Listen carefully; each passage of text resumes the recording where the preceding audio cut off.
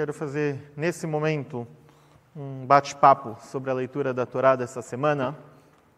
E em seguida a gente continua com a saída do Sefer Torá.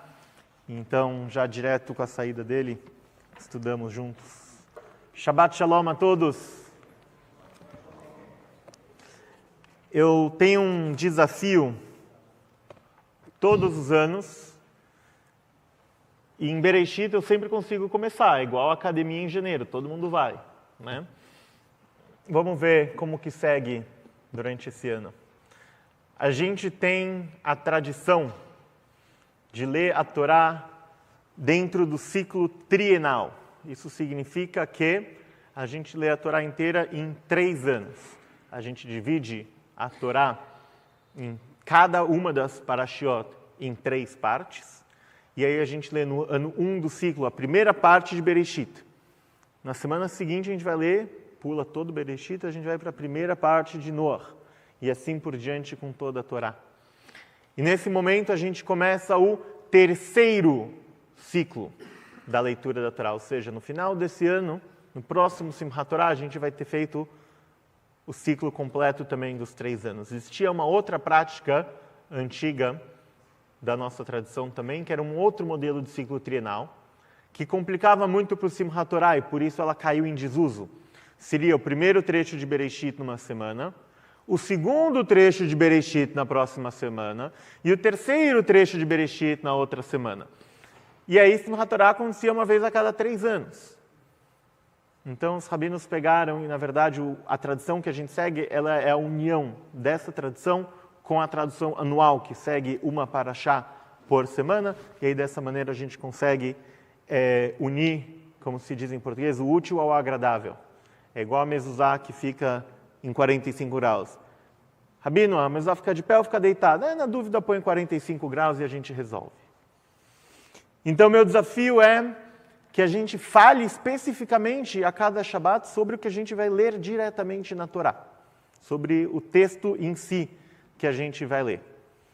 Isso é uma tarefa mais difícil para os rabinos, porque a gente não tem membros da comunidade favorito. Isso não tem, são todos, a gente ama todos iguais. Mas trechos da Torá a gente até tem um ou outro que é mais favorito, que a gente gosta mais, um pouco diferente de filho. E a gente às vezes acaba se atraindo, todas as semanas de Bereshit eu quero falar, eu poderia fazer uma discussão super interessante sobre as 3 primeiras palavras de Bereshit. Bereshit, Bara, Elohim. Mas para isso, venham no estudo da Parashá de segunda-feira. Essa foi a discussão lá. Hoje, então, vamos falar sobre o 3º ciclo. E a gente vai começar do final para o começo. Por quê?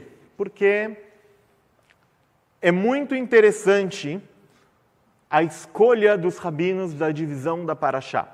É uma divisão um tanto quanto arbitrária. A gente sabe que a Torá não foi dada em parashiot da maneira que a gente conhece. Na verdade, o nome correto para o que hoje a gente chama de parashiot é sidrá, uma sidrá. Parashá, de acordo com a Torá, são os parágrafos da Torá. Então, quando tem um buraquinho branco na Torá, é uma nova parashá. E a gente sabe que os capítulos e versículos que a gente usa não só não são originais da Torá, como não são nem judaicos. Quem inventou foram os cristãos. A gente emprestou porque a gente achou que era legal. E a gente empresta coisas uns dos outros quando a gente se fortalece. Mas vocês veem que muitas vezes, como é o caso, a Parashá Bereshit acaba no capítulo 6, versículo 8. E aí no versículo 9, dá para ver que os capítulos e versículos não são originais da divisão da Torá. E a gente tem uma prática que obriga que a gente acabe qualquer leitura da Torá numa coisa boa, positiva. Se está falando que Deus vai destruir todo mundo, que não está legal, continua lendo, não para, não queremos deixar a galera com essa imagem aí, vamos mostrar um Deus mais legal, e aí, chama uma coisa boa, aí pode parar. Isso é uma regra de como a gente divide a Torá. Olha qual é o último versículo da Parashá Bereshit. Venoach matzachen beinei Adonai. E Noé achou graças aos olhos divinos. Legal essa, né? Não é um cara legal. Não leiam o que vem antes. Não é tão legal assim. A punição do dilúvio, na verdade, é dada na Parashá Bereshit. Parashá Bereshit começa falando do momento em que Deus começou a engajar com a criação ativa do mundo e organizar tudo aquilo que já existia dentro do caos. Até a criação do ser humano nas suas diferentes versões. Criação de tudo que existe. A história dos primeiros seres humanos saindo do Gan Eden, saindo do paraíso. Toda a confusão entre os filhos deles, Caim e Abel.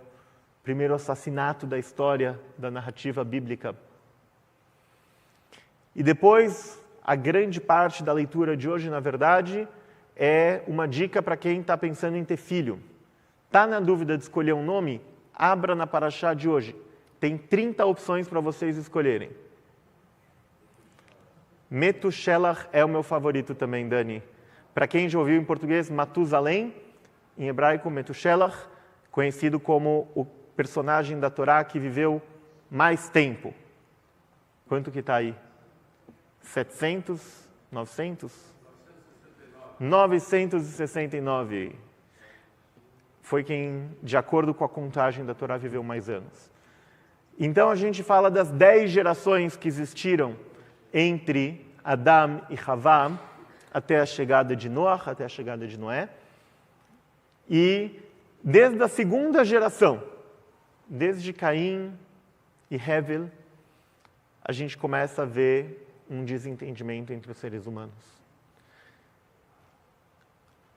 Deus, mais para frente na Torá, vai ser chamado de Erech Apaim. Sabe, nos atributos da bondade divina que a gente fala, Adonai, Adonai, Rachum, Vehanun, Erech Apaim. O que quer dizer Erech Apaim? O que quer dizer Af? Nariz. Tudo que acaba em Aim, no hebraico, é um plural de 2. Im é um plural masculino de vários, mas Aim é um plural de 2. Então a gente tem uma regel, 2 raglaim. Um olho, Aim, 2 Einaim. Af, Apaim. Por quê? Porque tem 2 narinas. Então sempre que é Aim é par. Erech quer dizer comprido. De Aroch. O que quer dizer Erech Apaim? Um nariz comprido. Segundo a interpretação rabínica, quando uma pessoa fica brava, o que acontece com o nariz dela? Fica vermelho.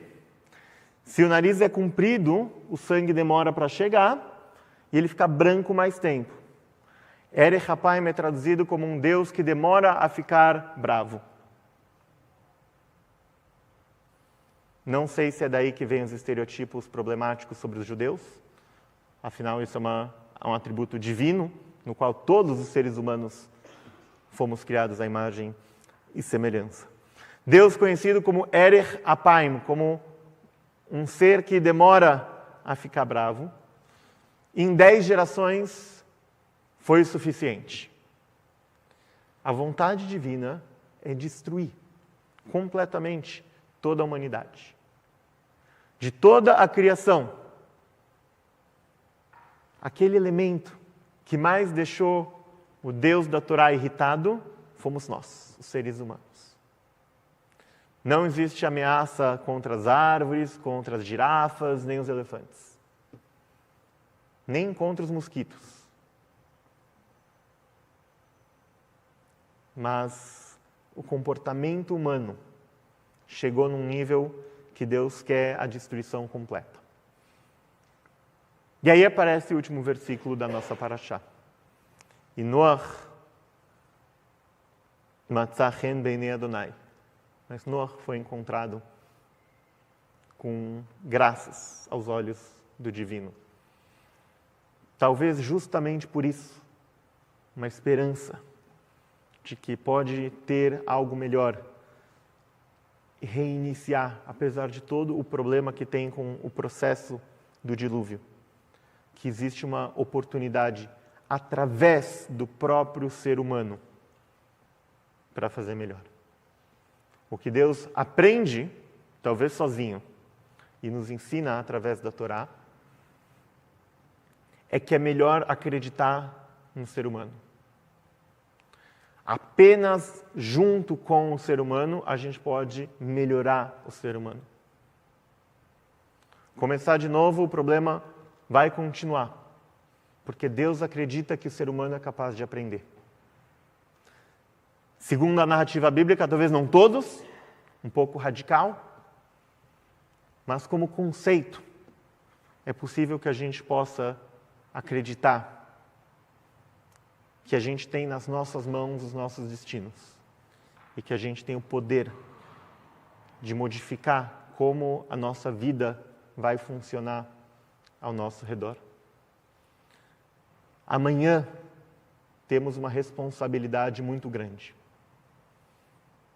Amanhã, para quem não lembra, porque já passou, parece, é dia de eleição de novo. E temos novamente o direito e a responsabilidade de tornar esse mundo melhor. Muitas pessoas me perguntam sobre a relação entre a religião e a política. Como que uma pode influenciar na outra? Ou será que elas têm que ser completamente separadas? Eu sempre digo que a religião faz parte do ser humano. Quem inventou a religião não foi Deus. Deus criou o mundo. A religião foi o nosso modelo de se organizar para buscar entender e se conectar com o divino além da nossa compreensão. A religião veio para nos informar sobre os nossos valores e sobre as nossas práticas, sobre o que é importante quando a gente pensa num mundo melhor, no ato da criação contínua do mundo no qual somos parceiros da divindade. A criação, na narrativa bíblica, tem sua parte fundamental na primeira semana e continua a partir daí, por todos os dias da nossa vida. E a Torá nos ensina que, como judeus, temos sempre a obrigação de defender as camadas mais vulneráveis da nossa sociedade. Através dos ícones da viúva, da divorciada, do órfão, numa sociedade patriarcal, a Torá fala, essas pessoas estão desprotegidas, é sua responsabilidade então protegê-las. Nós, judeus, por tanto tempo fomos cidadãos de segunda classe. Mesmo quando as democracias começaram para muitas pessoas, não necessariamente começou para nós. Eu acredito que se ausentar do direito e da responsabilidade de usar a nossa voz para que ela seja ouvida,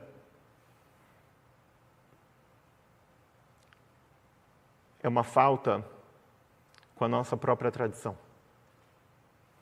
Penso nos meus antepassados que viveram em momentos onde já existia democracia para alguns, mas que eles eram isolados e subjugados ao poder sem ter as suas vozes escutadas. Acredito que a Torá nos ensina que quando a gente tem uma oportunidade de fazer o bem, ou fazer dentro das opções o melhor possível que a gente acredita que precisa ser feito, que a gente possa fazer com humildade e com coragem.